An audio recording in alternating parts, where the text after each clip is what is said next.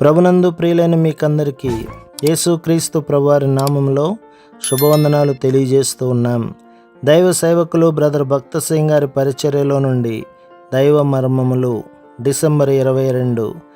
మృతులలో నుండి యేసును లేపిన వాని ఆత్మ మీలో నివసించిన ఎడల, మృతులలో నుండి క్రీస్తు యేసును లేపినవాడు చావునకు లోనైన మీ శరీరములను కూడా మీలో నివసించుచున్న తన ఆత్మ ద్వారా జీవింపచేయును.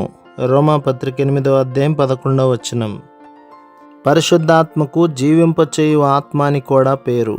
జీవింపచేయు ఆత్మ ఒక దినమున మన దేహములను అమర్త్యమైనవిగా చేయును. ఈ క్షయమైనది అక్షయతను ధరించుకొనినప్పుడు, ఈ మర్త్యమైనది అమర్త్యతను ధరించుకొనినప్పుడు విజయమందు మరణము మ్రింగివేయబడెను. కొరింథీయులకు రాసిన మొదటి పత్రిక 15వ అధ్యాయం 54వ వచనం.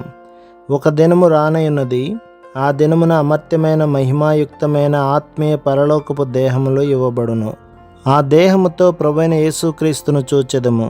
అప్పుడు జీవింపచేయు ఆత్మను బట్టి ఆయనను పోలియుందుము.